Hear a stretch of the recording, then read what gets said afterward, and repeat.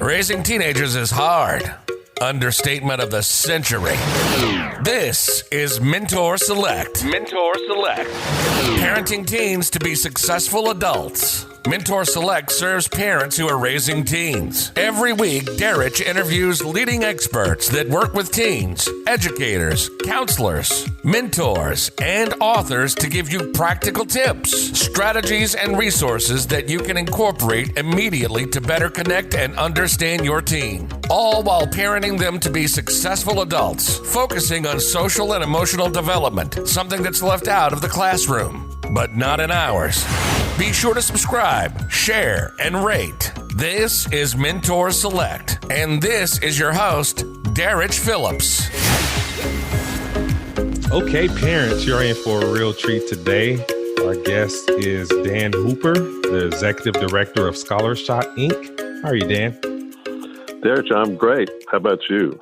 I'm doing pretty good. I can't complain. There's a lot of craziness going on in the world, but my motto is it always can be worse. So I'm enjoying this time with my family and get to speak to great people like yourself. So life is good. Good. Glad to hear it. So you're the Executive Director of ScholarShot. Can you tell us more about the organization? Sure. ScholarShot is a Dallas-based nonprofit with one mission, which is to help at-risk kids exit poverty with a career-ready degree. Okay. And Texas is like most states in that we grant a lot of access to kids, but that has no bearing on what the outcome is. And sadly, 9 out of 10 low-income kids who enroll in college drop out. And we've managed to reverse that with a 96% completion rate.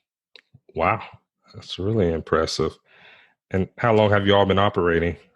We began in 2009 and started taking on small cohorts of 3 to 5 students a year in 2010. Currently, we take on 50 new scholars a year and have at the moment 133 active scholars pursuing college degrees at public schools in the state of Texas. Okay. We'll graduate about 17 this year, disease and all, the coronavirus and all, and add 50 during the summer. Wow, that's impressive. So what's the criteria to get accepted into your program? The criteria are, first and foremost, high financial need, meaning very low expected family contribution for our applicants and scholars. But the other things that we look for are grit. So academic strength is not a requirement, but grit in terms of I've been through a lot. It's taught me how to survive, and if I'm given a chance to get a degree, I'll make it happen. Right. Yeah, I know a lot about grit and certainly know a lot about growing up and having high financial needs. So it's something I can relate to. And what do you think it is about the grit that really makes the difference? And how do you really identify that grit? Is it just talking to the students, or how do you identify that? Well, it's a combination of we ask each student to write an essay of about 1,000 words or less, and we ask them to call out examples of life's struggles or difficulties or just anything that they've overcome or dealt with, and how that will help them work harder, stay focused when college comes along. But then we also interview a lot of the candidates one-on-one and face-to-face meetings. And even a quiet or a shy student can exhibit or speak of a high grit factor based on their experiences. Right. Yeah, I like that. And I wrote a whole book about grit and just really seeing how the value in adversity and how overcoming those hardships and just how it really can prepare you to be successful. There's just the resilience it builds. It's value there. And yeah. I know some of the parents listening where maybe their kids do have that grit, but What's your all's approach in helping the kids realize that their grit is something valuable, something that they can really reframe those hardships they overcame and reframe that to be successful academically? Well, literally, regardless of your academic strength, there are public and largely paid for colleges and universities in our state that will receive you, provide whatever remediation or catch up you may need, and get you ready for the next step. Okay. So what parents and students should know is there is no excuse today not to get a path to a post-secondary credential or a degree, whether it's a vocational, associate, or undergraduate. You can get it today. You just have to get the right plan down. Right. Okay. Yeah, certainly need that plan. So what are some of the resources, tools that your program provides to scholars?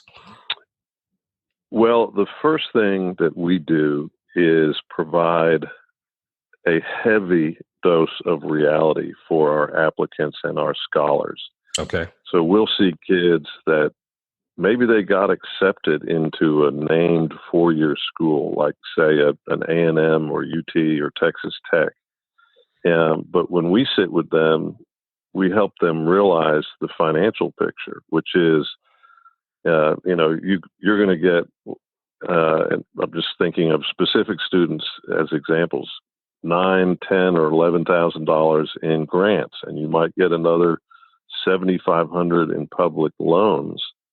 And these young men and women will look at us and say, "Well, gosh, that must be plenty. I'm good to go." And we'll say, "Well, no, the school you're thinking about is $25,000 a year or $29,000 a year, right? And you've got a $5,000 to $15,000 financial gap. So we need to find an alternative." That's the place where we start first, is looking at the financial picture and helping students align with the right choice. Yeah, that's a great starting point. And for parents, that's something that they could do as well. Start with that, like you mentioned, a heavy dose of reality. Put things into perspective. Certainly. That's right. And it's just right now, to put this into reality, we've been discussing students that are being offered to be a ScholarShot scholar, but we've said, you're 40% below the average SAT score at the school you're intending to enroll in, right. And you don't have the financial wherewithal to complete there. So we'll accept you subject to moving to a different school. Okay. And these kids, just their counselors talk them out of following ScholarShot because they want these kids to pursue shiny objects rather than understand the reality. And that is really frustrating for us to hear, because it's ultimately a tragic setup of these great kids. Yeah. So talk more about the consequences of pursuing a shiny object in the sense of that big name school. Yeah, that's a great question. Well, first of all, parents and students need to know and should know that the employment market today, the employers do not care where you get your degree. Yeah, they're just looking to check a box that is, do you have a degree? Yes or no? And they are not swayed by, well, my degree comes from Angelo State or Texas A&M Commerce, right, as opposed to a Baylor or an SMU. So why put yourself or your daughter or son at such high risk for a named school when it's really not necessary? But bigger than that is the tragedy of when 9 out of 10 low-income kids drop out. It's not their fault, and yet now their grants are going to be frozen. they almost always owe their departing school money, which means you can't re-enroll anywhere else until that's paid off. And they're going to have debt, and it's $12,000 to $30,000 in debt, and no ability to pay that off. In fact, we see a lot of students a year or two after they've dropped out in that predicament, and they don't fully understand what that debt means. Right. They don't understand that the only way it goes away is if you pay it off or if you die. Wow. And that's a sad situation to be in. Yeah, it's very sad. Now, you mentioned those startling statistics that 9 out of 10 low-income scholars, once they go to college, they end up dropping out.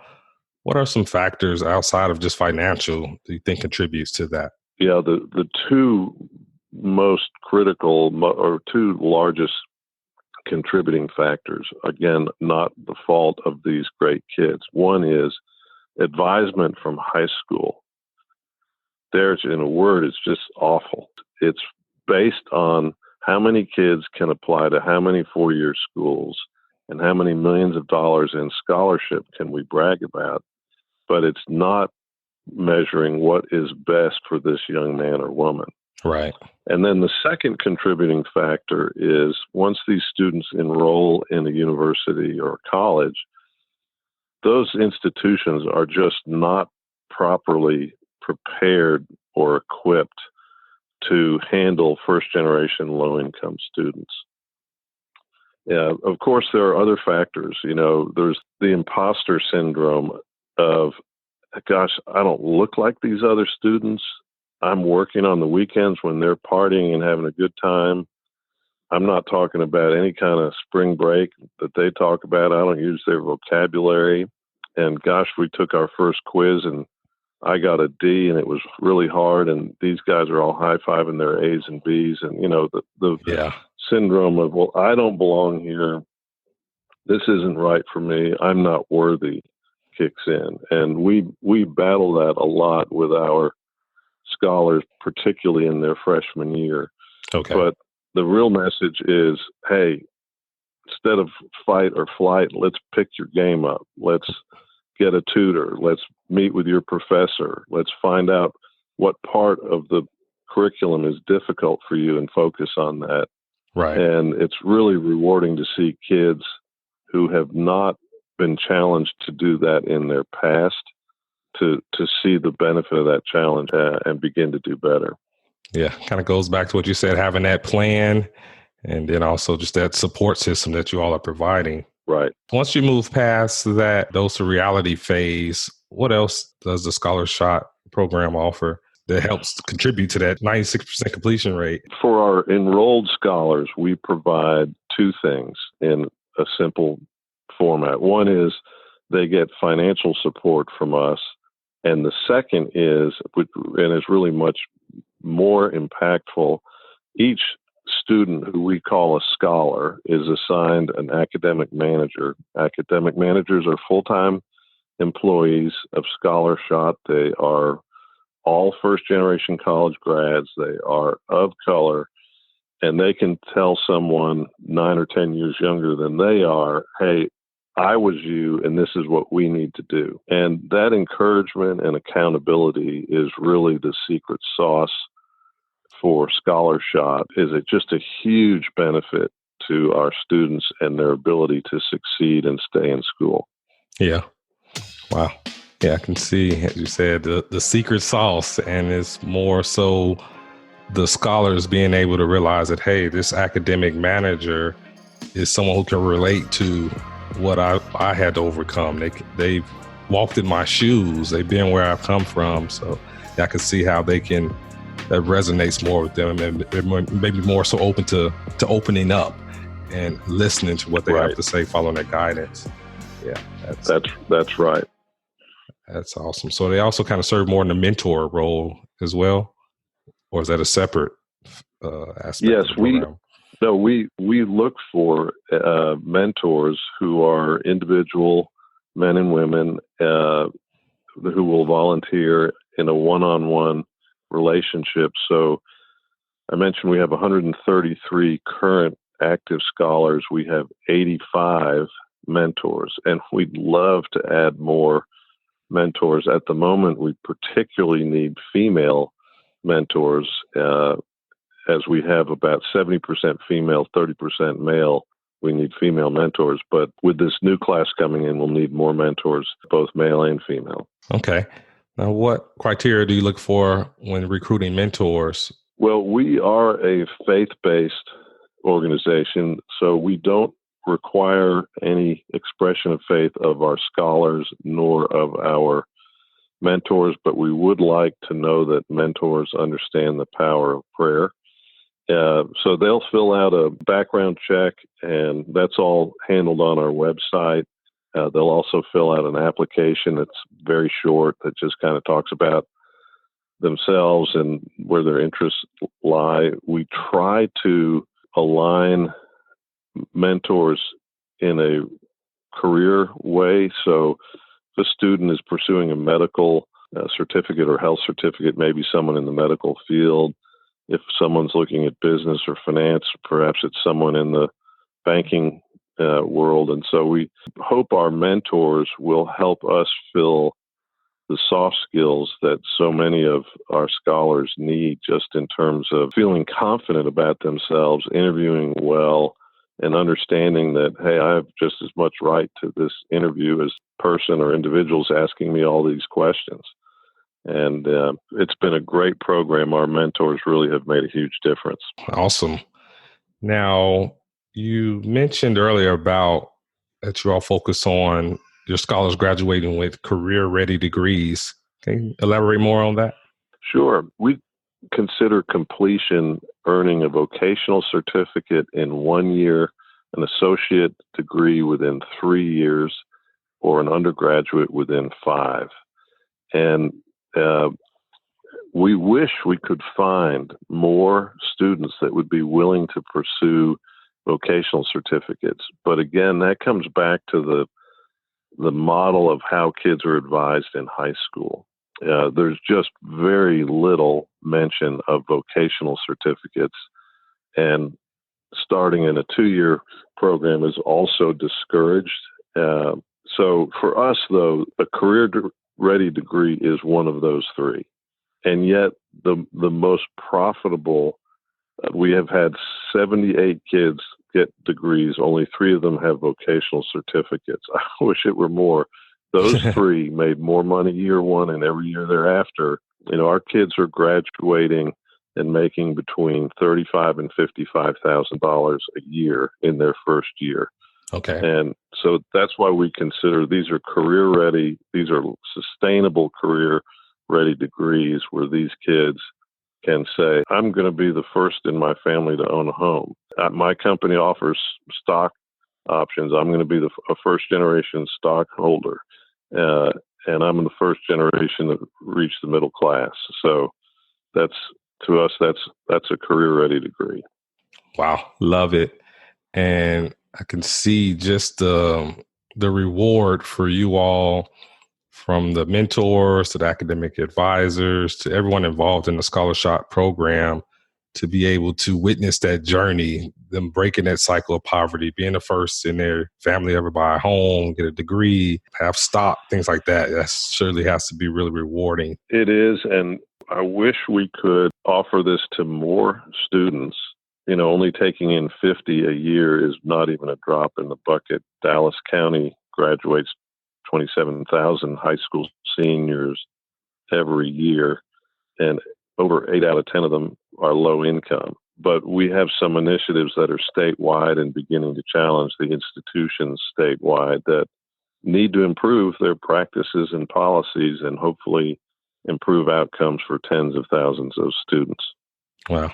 Yeah, certainly the need is there. It sure is. Great programs that are helping, like the Dallas County Promise, and many other counties are offering up. Tarrant County is working on a similar program. And, you know, the message is for a lot of these kids, hey, if you want to get a degree, you can knock out the equivalent of your freshman and sophomore year with tuition and books covered. You just have to make a start in a 2-year school. And that's the general model that's developing statewide. And it means you can still go graduate from a big state school Right. or another school, but get your first 2 years out of the way with the same courses, but at a third or less of the cost of a 4-year school. So certainly, I agree with you in terms of with vocational track, those certificates. That's really the best kept secret. You have so many trades where they're making six figures, and it doesn't take as long to get them. They don't have as much as a debt as far as student loans and things like that. Can you talk more about the types of trades and vocations that maybe students are not considering, but that can be very profitable for them? And know too that to get a trade certificate, you don't need to go to a private or a for-profit institution. The very same certificate is available at any of our community colleges at a fraction of the cost. So the certificates that are really in demand right now are construction assistant. So it means outside work and manual labor, but those certificates produce your first year salaries will be $18 an hour, and then they'll go up from there very quickly once you prove yourself. You'll also be covered with a good medical plan and other benefits. If you want to be an electrician, those jobs start at $24.99 an hour plus health benefits. If you want to be a plumber or a welder, those will start at $35 an hour and pretty quickly go to $45 or more. So, those are just some simple examples of where you might go, but maybe you'd rather get into a health tech position to go work at an entry level in a hospital. So get a health certificate. We have a young mother right now who's getting her certificate. She makes $12 an hour providing home health care.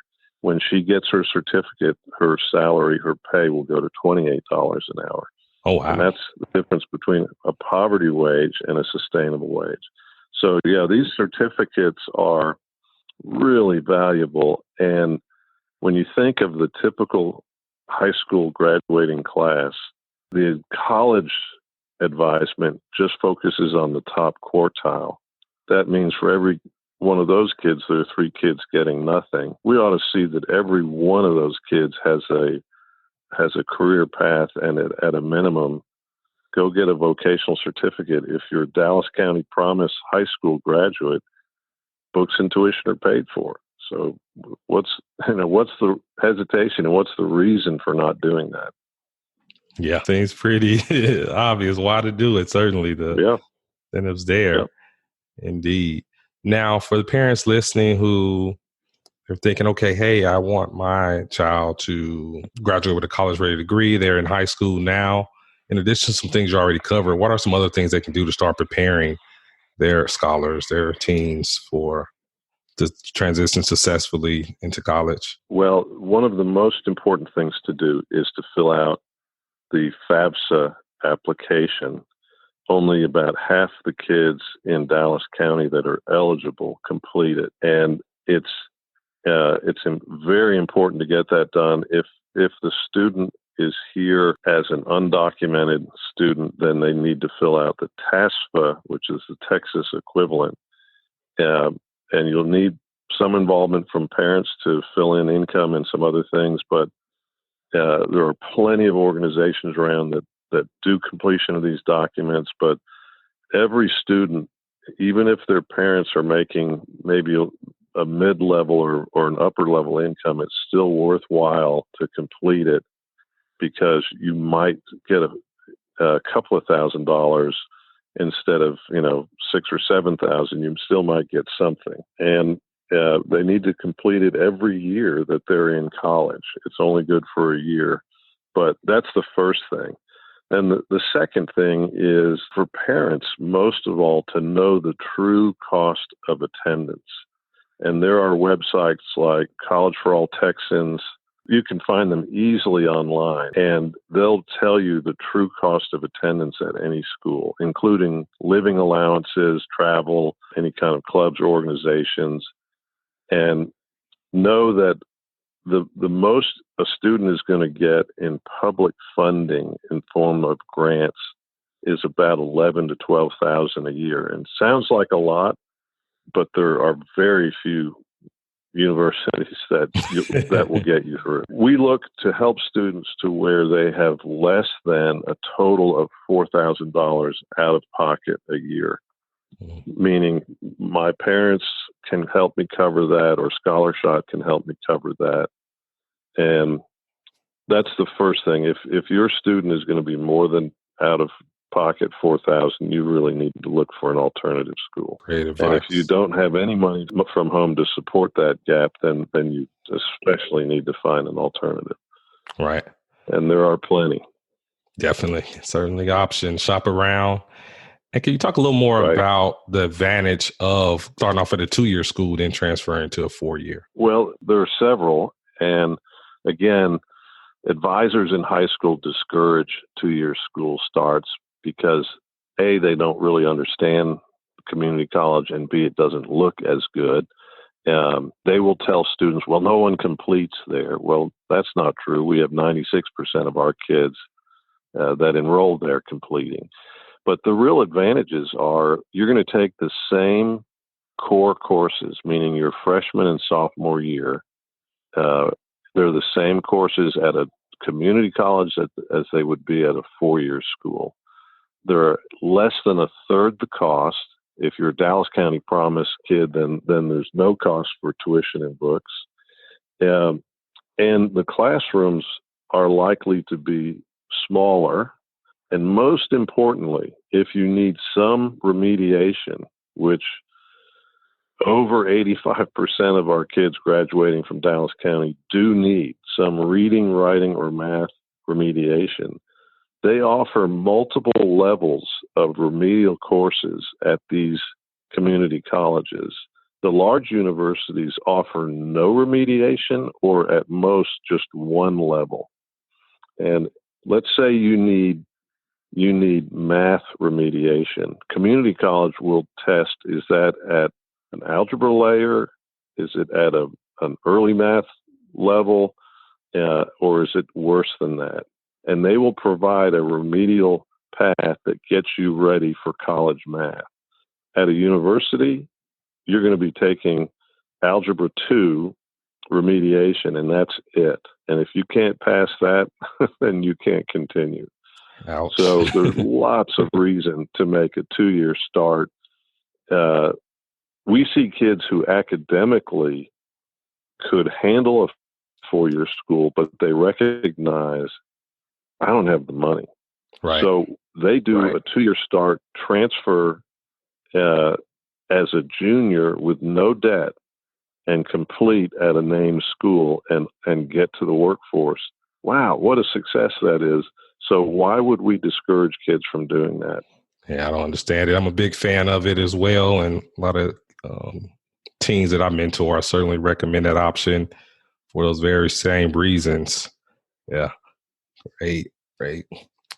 So, Dan, as we get ready to wrap up this interview, you've given us a lot of great tips, strategies, and resources. Now, for parents who may be in the Dallas-Fort Worth area and they're interested in learning more about ScholarShot, what should they do? Just go to the ScholarShot.org website, and there are plenty of resources there. They can email me at dhooper, DHOOPER, at ScholarShot.org, or just info at ScholarShot.org. We have a great staff who are available to speak with parents and students at really almost any age. But anybody who has a rising senior in high school, or maybe someone who's already graduated but struggling and just needs to figure it out, we'd love to visit with them and hopefully get them on the path to success. And, the beauty of that is their kids won't need something like ScholarShot. Right. Love it. Well, Dan, really appreciate you taking time out of your day to share your expertise with the listeners and let us know about all the great things that ScholarShot is doing. I'm certainly looking forward to collaborating with you and seeing the continued impact that you're going to make in the community and just helping kids really exit poverty and, like I say, graduate with career-ready degrees. I love that. That's the objective. So, Dorich, thanks so much for your time and what you're doing on the mentor side and for the community. And we look forward to hearing from any and all of your listeners. You've been listening to Mentor Select. Mentor Select. Parenting teens to be successful adults. Hosted by Darich Phillips. Raising teenagers is hard. Understatement of the century. We get it. That's why Darich interviews leading experts that work with teens, educators, counselors, mentors, and authors to give you practical tips, strategies, and resources that you can incorporate immediately to better connect and understand your teen. That's why we do the show. Be sure to share Mentor Select with other parents of teens. Follow us on social media at Mentor Select to stay up to date on the latest tips, strategies, and resources for parenting teens. Send your questions and comments to darich@mentorselect.com. Tune in every Wednesday for new episodes. Till next time, this is Mentor Select.